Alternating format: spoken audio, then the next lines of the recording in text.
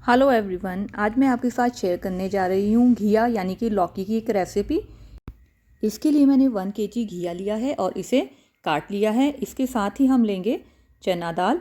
ये 1 कटोरी चना दाल है। इसे अच्छे से धो के साफ़ करके भीगने के लिए डाल देंगे।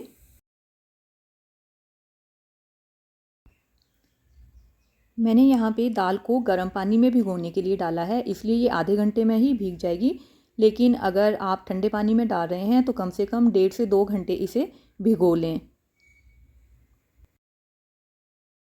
ये 1 गिलास गर्म पानी मैंने इसमें डाला है। अब हम इसे ढक के आधे घंटे के लिए रख देंगे। अब हम घिया और चना दाल को एक कुकर में डाल के 4 से 5 सीटी आने तक पकाएंगे, या आप 1 सीटी आने के बाद आँच को, गैस की जो फ्लेम है उसे लो करके 15 से 20 मिनट तक पका सकते हैं। यहाँ पे इसमें हम ऐड करेंगे थोड़ा सा नमक और थोड़ी सी हल्दी। पूरा नमक और पूरी हल्दी अभी हम इसमें नहीं डालेंगे।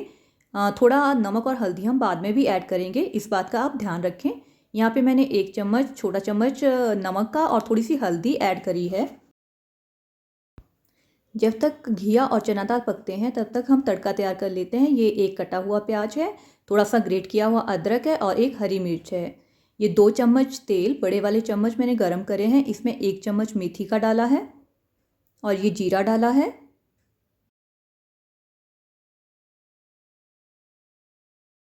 इन्हें हल्का सा चलाने के बाद इसमें हम एक तेज पत्ता डालेंगे और प्याज ऐड करेंगे।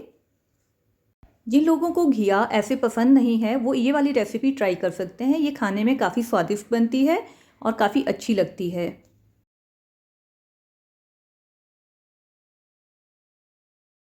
अब प्याज को मीडियम फ्लेम पे हम भूनेंगे और जब तक ये ब्राउन ना हो जाए तब तक इसे अच्छे से भून लेंगे।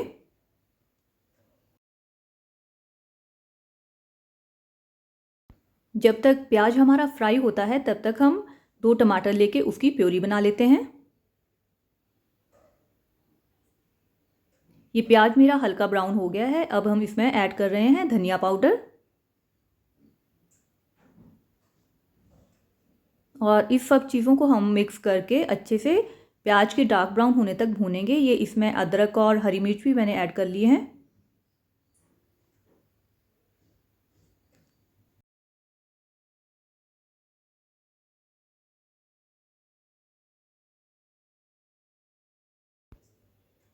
प्याज हमारा ब्राउन हो गया है। अब हम इसमें टमाटर की प्योरी ऐड कर देंगे।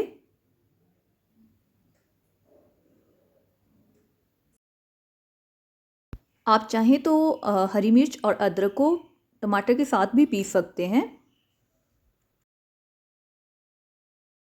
अब हम इसमें थोड़ी सी हल्दी और थोड़ा सा नमक भी ऐड करेंगे, इससे टमाटर अच्छे से पकते हैं और टमाटर को अच्छे से फ्राई कर लेंगे।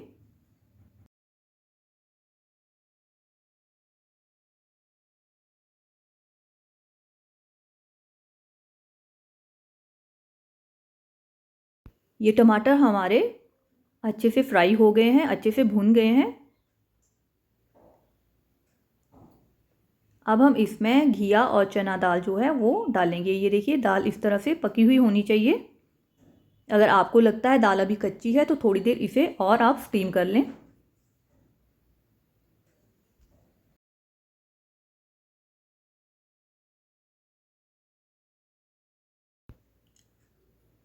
ये सब्जी जो है परांठे, पूरी या चपाती के साथ काफ़ी अच्छी लगती है। आप भी ट्राई करें और मुझे फ्रेंड्स बताएं कि आप लोगों को ये कैसी लगी। और अगर आप मेरे चैनल पे नए हैं तो मेरा चैनल सब्सक्राइब करें ताकि मैं और रेसिपीज़ भी आपके साथ शेयर कर सकूं।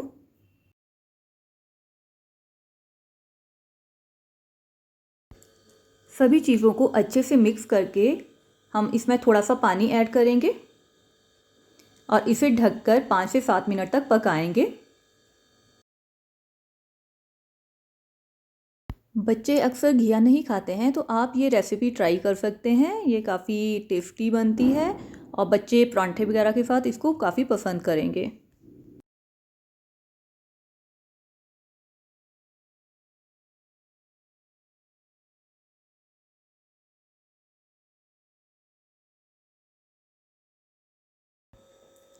ये 7-8 मिनट के बाद सब्जी पक के तैयार हो गई है। अब हम इसमें हरा धनिया ऐड करेंगे।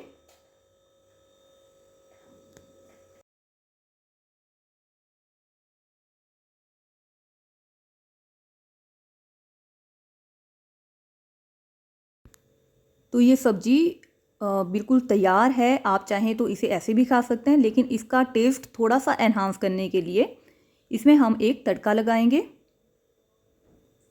ये तड़का पैन में मैंने 2 छोटे चम्मच देसी घी के गरम करे हैं और इसमें एक लाल मिर्च डाली है। अगर आपके पास देगी मिर्च पाउडर है तो आप वो भी डाल सकते हैं। मिर्च हमने पहले भी ऐड करी है, तो इसलिए ये ध्यान रखना है कि मिर्च ज़्यादा तेज ना हो। मिर्च को हल्का सा भूनने के बाद हम गैस बंद कर देंगे और इसमें हम 1 चम्मच कसूरी मेथी का डालेंगे। अगर आप गैस बंद नहीं करते हैं तो घी हमारा काफ़ी गर्म है, कसूरी मेथी जल जाएगी, इसलिए गैस बंद करके ही कसूरी मेथी डालें। और अब इस तड़के को हम अपनी सब्जी के ऊपर डालेंगे। तो ये हमारी रेसिपी कंप्लीट होती है। आप भी ट्राई करें और मुझे ज़रूर बताएं कमेंट करके कि आपको ये रेसिपी कैसी लगी। Thanks for watching the video. मिलते हैं अगले वीडियो में। Till then bye and take care.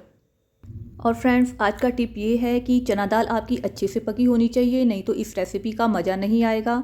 जैसा कि मैंने बताया कि कम से कम 2 घंटे तक आप इसे सोक करें और अगर गर्म पानी है तो आधे से पौना घंटा इसे सोक करें।